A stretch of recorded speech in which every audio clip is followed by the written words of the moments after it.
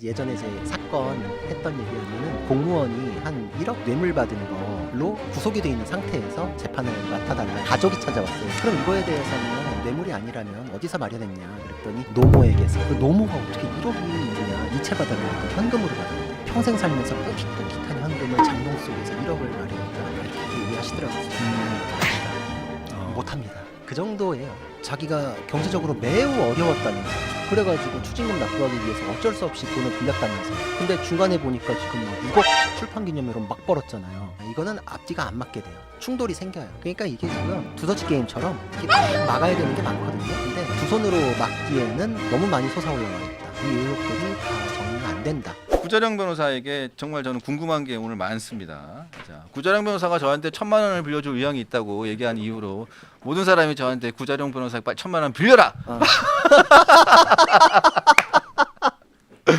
막 문자가 쏟아지고 있습니다. 아 진짜요? 네, 아, 쏟아지고 그렇구나. 있습니다. 제가 그럼 오늘 신체 포기각서 양식 보낼게요. 그렇습니까? 네. 괜한 얘기를 했네요. 자, 진짜 하나 여쭤볼게요. 네. 지금 아까 전에 그 윤희석 대변인과 이야기를 나눈 것 중에 이 출판 기념회 이야기를 좀 꺼내 볼게요. 네. 자, 김민석 그 총리 후보자가 지금 일단은 빈 돈이 빈 돈이라고 하니까 좀 그렇네요. 일단 빈 돈이 6억 원, 7억 원, 8억 원 정도가 돼요. 그런데 일단은 본인의 해명에 따르면 일단 본인의 해명에 따라서 우리가 지금 얘기를 해볼게요. 왜냐하면 국민의힘에서 의혹을 제기한 돈은 8억 원 정도인데 본인이 구태여 6억 원 정도라고 이야기를 하니까 6억 원에 맞춰가지고 한번 해명을 해보겠습니다. 이제 그것도 이제 단계가 있어요. 8억 원으로 얘기하는 거는 아들 학비와 관련된 게 포함돼 있어서 그렇거든요. 그러니까 2억 원은 전처가 냈다고 하니까 2억을 치는 거죠. 근데 그거에 대한 설명이 있어야 되는 게 뭐 전처까지 증인으로 부르는 게 뭐 어쩌네 저쩌네 막 감성적인 터치로 접근하는데 그건 왜 그랬냐면 객관적인 증빙이 나오면 바로 해결된 문제인데 그거를 안 내고 뭉개니까 그래서 그런 논란이 있었던 거고 그건 전처가 아들 쪽으로 송금한 이체 기록만 딱 그것만 나오면 딱 되죠. 나와요. 근데 이걸 또 제출해라 그러니까 사생활 침해의 우려가 있다. 근데 보통 이제 계좌를 통으로 공개하면 다른 내역도 보이니까 그런 얘기할 수 있는데 그래서 국민의힘 쪽에서 아들한테 보낸 것만 잘라가지고 보내라. 그렇게 했는데 그걸 안 했어요. 그러니까 그 2억에 대해서는 현재 자료가 없고 소명이 안 된 거거든요. 그런데 여기서 또 하나 확인해 봐야 될 게 그 전처는 예전에 국회의원 시절에 초반에 그 옛날에는 같이 이제 혼인 관계가 있었잖아요. 그때 재산 신고가 됐던 내역을 보면은 별다른 재산이 없거든요. 그럼 이혼 이후에 막대한 부를 일궜을까? 그런 내용이 확인이 안 됐으니 전처가 몇 억을 전액 부담했을 게 이게 납득이 안 된다. 그러니까 이제 그런 합리적 추론에 의한 거거든요. 그러니까 전 아나운서 말씀하시는 그렇죠. 거죠. 그분이죠. 근데 이제 그 현직에서 왕성하게 일하던 시절에 신고된 재산이나 이런 것들이 그 정도 부가 안 됐는데 그 옛날에. 근데 그 이혼한 이후에도 대체 어떻게 전처가 그걸 다 부담할 수 있었을까?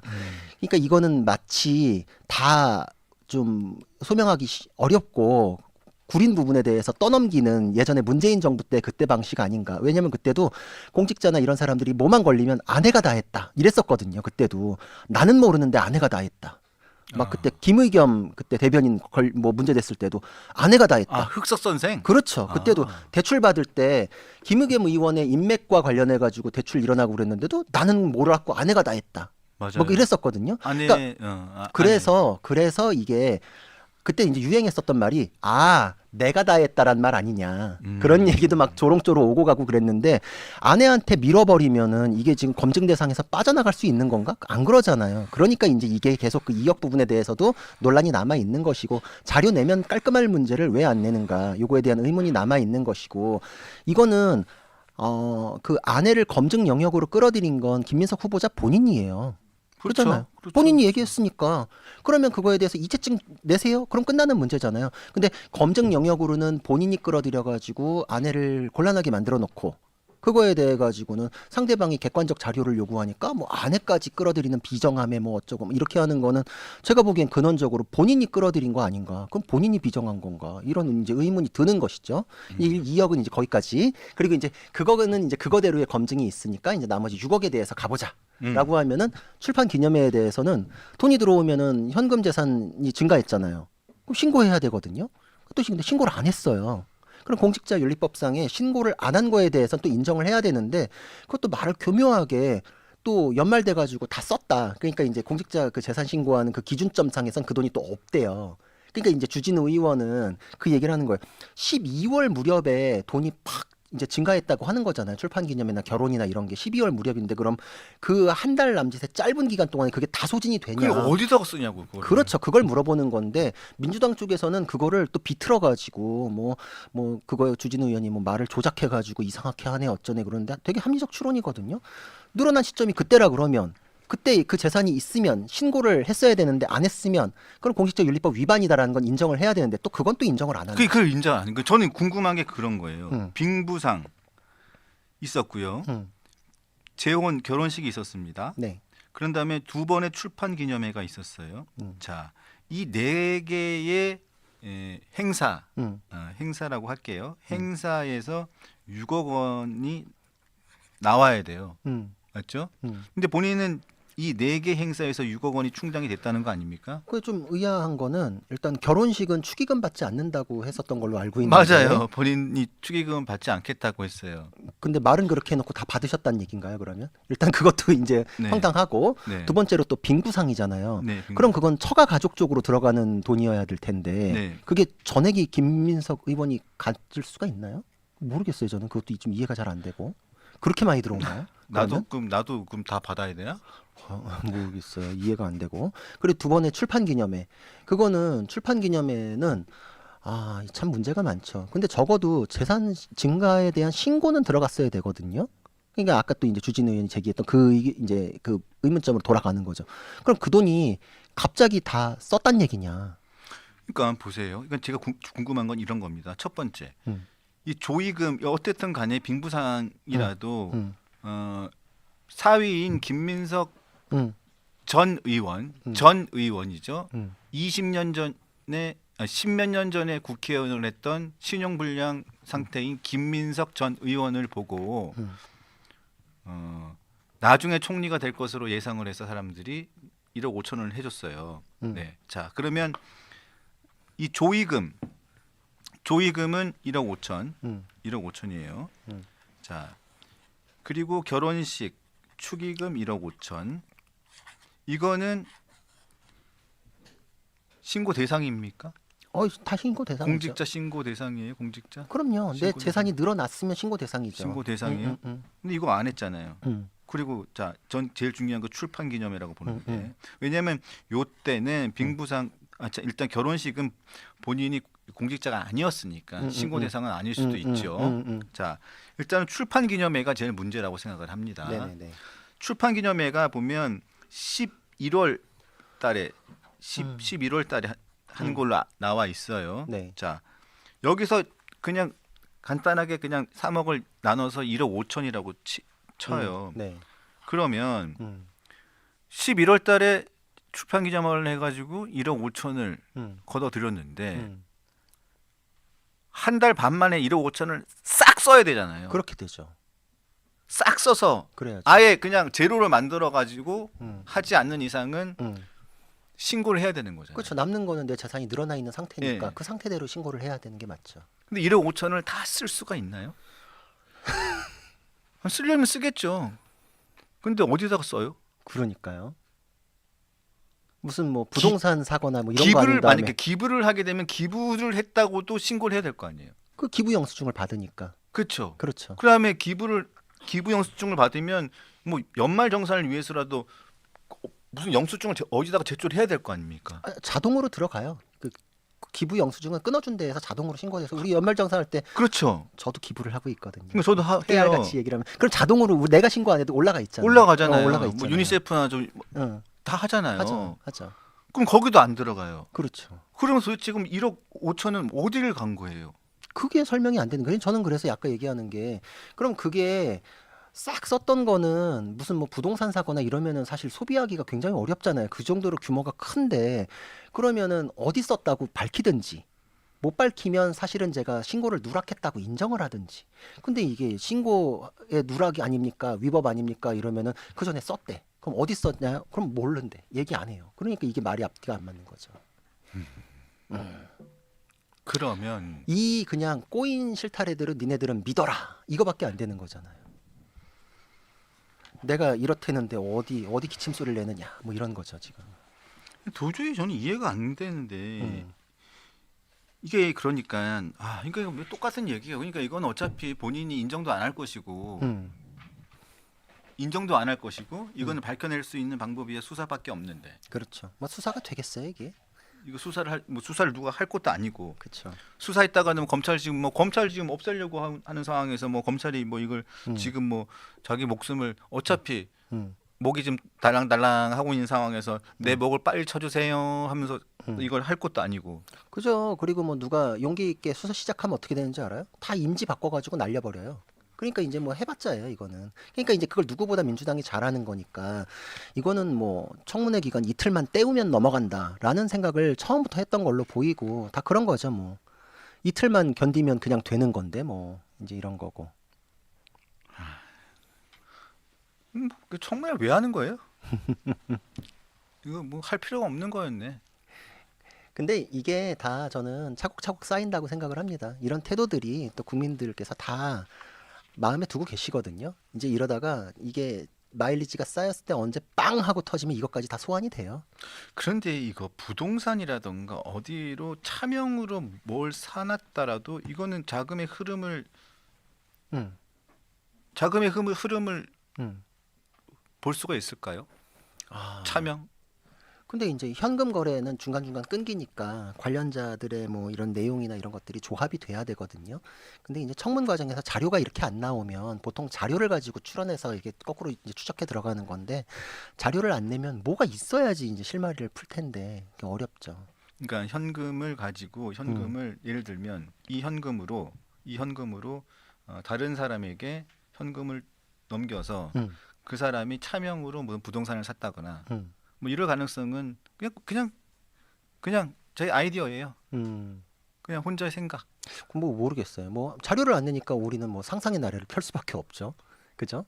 그리고 여기서 그 의문점이 그대로 소명이 안 되고 남겨지는 거는 그 자기가 경제적으로 매우 어려웠다면서요. 그래가지고 추징금 납부하기 위해서 어쩔 수 없이 돈을 빌렸다면서요. 근데 중간에 보니까 지금 막 6억씩 출판 기념회로 막 벌었잖아요. 근데 왜 그 돈으로 그 채무는 안 갚았었을까요? 그 의문은 그대로 남아요. 오히려 더 이상하다. 왜냐면 내가 돈이 생겼는데도 그 고마운 분들에게 돈을 안 갚아? 그럼 갚을 생각이 없는, 갚을 이유가 없는 돈이었나? 쪽으로 이게 더 포개지는 사정이거든요. 그러니까 이거는 출판 기념회를 통해 가지고 금액을 맞춤과 동시에 그 채무 변제를 하지 않은 거에 대해서 모순점이 발생하기 때문에 이거는 앞뒤가 안 맞게 돼요. 충돌이 생겨요. 그러니까 이게 지금 두더지 게임처럼 이게 막 막아야 되는 게 많거든요. 근데 두 손으로 막기에는 너무 많이 솟아올라와 있다. 이 의혹들이 다 정리 안 된다. 그럼에도 불구하고 아마 밀어붙일 거거든요. 이거는 이 상태로 믿으라 그래가지고 모두가 믿고 넘어갈 수 없다. 그 의문이라는 건 마음속에 다 남아 있을 겁니다. 네, 알겠습니다.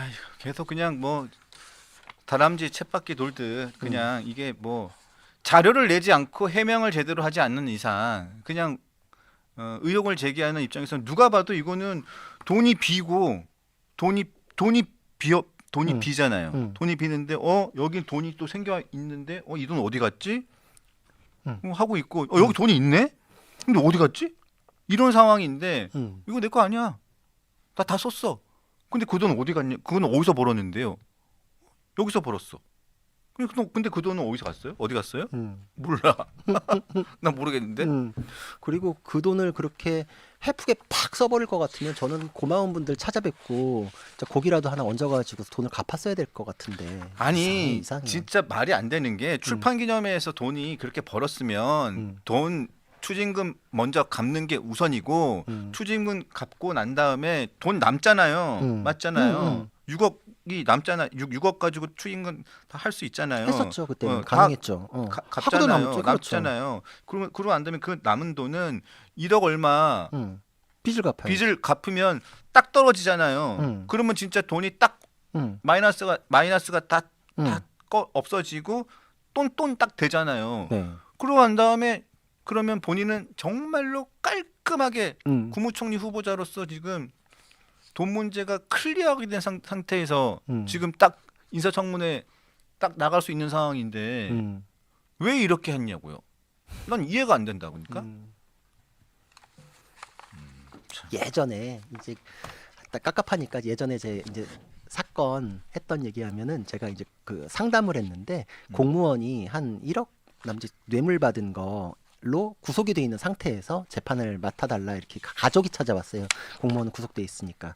근데 저도 이제 사건에 대해서 내용을 파악을 해야 되니까 이제 이렇게 물어봤어요. 이제 보통 이제 좀 리스크에 대해서는 추궁하는 식이 되기도 하거든요. 근데 그럼 이거에 대해서는 뇌물이 아니라면 어디서 마련했냐 그랬더니 어머니한테 받았대요. 노모에게서. 그 노모가 어떻게 1억이 있냐 이체 받았냐 그랬더니 현금으로 받았대. 그래서 어떻게 현금을 받았냐 그랬더니 평생 살면서 꾸깃꾸깃한 현금을 장롱 속에서 1억을 마련했다 막 이렇게 얘기하시더라고요. 그래서 제가 가시라고 못합니다. 돌아가세요. 못합니다. 그 정도예요. 저는 받아들일 수 없는 주장들이라서 그거는 할 수가 없는 주장이거든요. 집에 현금 얼마나 있어요? 저요? 네. 있었으면 좋겠어요. 아 저는 집에 현금을 좀 가지고 있어요. 오. 예? 예. 얼마인지 물어봐요. 얼마 있어요? 30만 원. 아, 30만 원 정도는 갖고 있지 않나요? 저는 그것도 안 찾아놓는 것 같아요. 요새 현금 전 지갑을 안 들고 다닐 때도 있어요. 요새 깜빡깜빡 해가지고. 아니 왜냐하면 뭐 갑자기 그 응. 뭐 경조사 응. 생기면 응. 갑자기 그 뭐죠? 뭐 부의금이나 축의금 내야 될 때가 있잖아요. 그쵸. 그럴 그래가지고 때, 그때 보통 근데 이제 거기 장례식장 가면 거기 ATM기 있으니까 이제 인출하거나 이제 이렇게 되잖아요. 근데 제가 지난주에 애들하고 애들 영화를 봤거든요. 근데 그 옆에 게임장이 있더라고요. 근데 오락실이 있더라고요. 근데 애들이 오락 좀 하게 해달라고 그 동전을 500원짜리를 넣어야 돼요. 근데 저하고 와이프하고 둘 다 현금이 없어가지고 애들을 게임을 못 시켜줬어요. 마음이 찢어지듯이 아팠는데 진짜 현금이 없이 다니는 경우가 이렇구나라고 느끼. 있어요. 그래서 현금이 꼭 필요할 때가 있어요. 그래서 5만 원권 4장하고 만 원권 10장 그래서 딱 30만 원은 집에 꼭 항상 놔둡니다. 그걸 알고 우리 아들이 자꾸 달라 그래가지고 그래서 항상 힘들 때가 있죠. 그러니까 이게 참 뭐 같은 사람인데 사이즈가 이렇게 다른가요? 난 사이즈가 작아요. 그러니까. 네. 근데 우리 거기는 뭐 아니 저는 이게 상식의 영역에 있다고 생각을 해요. 이게 상식의 영역에 있고 그러면은 설명했을 때 그냥 그렇구나 이렇게 납득이 바로바로 되잖아요. 납득이 안 되면 그거는 그분이 상식선에서 이게 행동하지 않았다는 뜻이거든요. 어제 그 이재명 대통령과 야당 국민의힘 김용태 위원장과 송은석 원내대표가 오찬을 했죠. 오찬을 했는데 여러 가지 이야기를 나눴는데 이 얘기가 저한테 약간 충격적이었어요. 본인은 털면 안 나올 것 같아요. 네? 어떻게 생각하십니까? 소름 돋죠. 무섭죠, 진짜. 소름 돋죠. 그러니까 뭐 어떤 맥락인지는 대화 맥락을 모르니까 뭐 진짜 뭐 장난처럼 오가는 대화였는지는 몰라요. 모르니까 뭐 요 워딩만 보고 우리가 그렇게 볼 수는 없지만 일단은 워딩만 보면 소름이 돋아요. 그렇죠. 왜냐면 저게 그 댓글에 많이 봤던 내용이거든요. 최근에 뭐 주진우 너는 깨끗하냐 너도 털어보자 뭐 이런 댓글들 많았거든요. 근데 거의 비슷한 취지 아닌가요? 너는 깨끗하냐 뭐 이렇게잖아요. 그러니까 이게 어떻게 일국의 대통령의 입에서 나올 수 있나. 이게 너무 무섭잖아요 사실. 무슨 취지일까? 저는 사실 기시감이 딱 드는 바람에 이거 인터넷이나 기사 밑에 달리는 댓글 수준에서 봤던 내용인데 이거를 그럼에도 불구하고 더 높은 도덕성을 위해서 노력하겠다. 뭐 이런 얘기들이 나와야 될 타이밍에 어떻게 저런 말씀을 하셨을까? 그러니까 이게 좀 솔직히 어떤 맥락인지를 맥락을 봐야겠지만 맥락을 봐야 이 발언의 정확한 취지를 알 수 있겠습니다만 이게 저희가 제가 그 안에서 어떤 대화에 대화까지 그 앞뒤가 연결되는지를 알 수 없어서 정확히 알 수 없습니다만 일단 그 대화 맥락을 딱 보면 이게 이거 딱 워딩만 보면 이거 섬뜩해요 사실. 이게 이거 이게 뭐 아니 본인은 털면 안 나올 것 같냐 이렇게 얘기를 하면 아니 듣는 김영태 비대위원장은 뭐지? 날 털겠다는 건가? 그러면서 머리를 긁적긁적할 수도 있어. 돌아오면서 뒷골이 좀 싸늘한 게 아니 내가 뭐 잘못한 게 있을 수도 내가 뭐 잘못했나? 이거는 좀 아니잖아요. 그렇죠. 이거는 글쎄요. 진짜 내가 무슨 교통 신호라도 위반한 게 있나? 무서워 이거. 소름 돋아요. 소름 돋아. 저거는 나와선 안 되는 말이 나왔다. 진짜 뭐 인터넷 댓글이나 이게 할 법한 얘기가 나온 거다. 이게 무슨 그 자리가 그런 얘기 나눌 수 있는 자리가 아니잖아요. 이건 제가 보기에는 김용태 비대위원장이나 송원석 원내대표가 이거를 기자들한테 얘기한 거겠죠. 왜냐하면 굉장히 본인들 입장에서는 굉장히 이거는 불쾌하죠. 굉장히 불쾌한 이건 불쾌한 왜냐면 원서지. 이게 지금 댓글 얘기했지만 민주당 그 의원까지도 심지어 주진우도 동일 잣대로 검증해 보자라는 얘기까지 했잖아요. 그러니까 그런 얘기 이후에 또 다시 이게 또 나온다? 어떻게 그런 얘기가 그러니까 이제 섬뜩섬뜩하게 되는 거죠. 민주당 의원도 지금 그런 태도를 보인 마당에 그것도 굉장히 부적절하다고 막 비판도 하고 이렇게 했는데 그럼에도 불구하고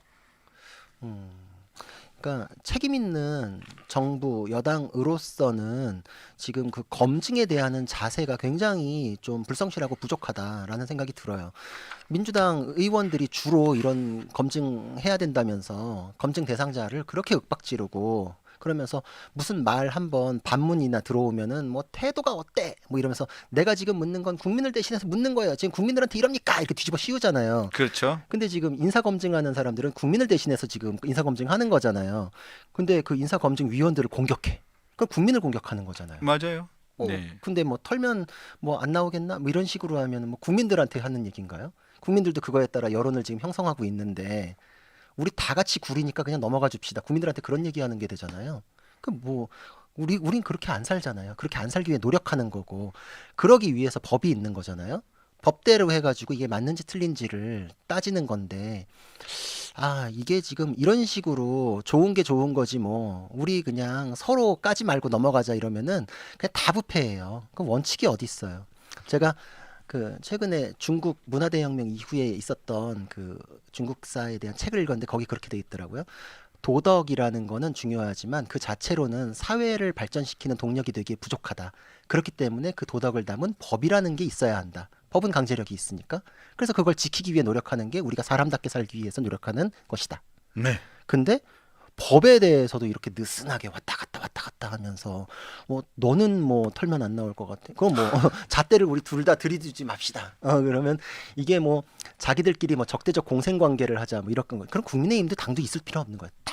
있을 필요가 없는 거예요. 그거는 그 도덕의 최소한인 법을 지키기 위해 가지고 지금 이런 절차들을 다 마련해 놓은 건데 그 절차에서 뭐가 드러나니까 뭐가 하지 말자는 것 같이 이렇게 돼 버리면 우리 뭐 법도 실종되고 법이 실종되면 결국은 도덕도 없어져요. 맞습니다. 그리고 이번에 김민석 후보자 인사청문회 관련해서 증인이 한 명도 합의를 못 받잖아요. 네. 5명 신청했는데 그 11명으로부터 같은 날 1억 4천만 원 빌렸잖아요. 그때 관련된 사람 4명. 그런 다음에 출판기념회에서 김민석 후보자가 출판기념회에서 현금을 받았다고 얘기했던 사람 1명. 이거 5명 신청한 거거든요. 근데 5명을 다 한 명도 안 받아줬어요. 증인이 없어요. 증인이 없는 인사청문회. 참 전무후무한 일이죠. 그렇죠. 그럼 뭐 그 인사청문회 증인 채택 제도라는 걸 뭐하러 둬요? 그러니까 뭐하러 하는 건지는 모르겠어요.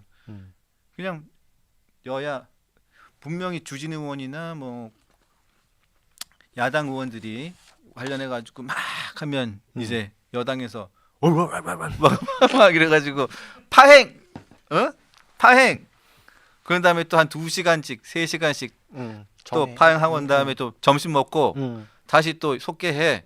속개하고 난 다음에 또 이제 자료 제출 했니 안 했니 또 막 이런 다음에 또 월월월월월월 야또 그런 다음에 주진우 넌 재산이 너무 많아 막 이러고 난 다음에 또 싸워 음. 파행 음. 그다음에 또 이제 저녁 먹어 음. 그런 다음에 또 한 7시쯤 나와 또 싸워 음. 12시 넘겨 음.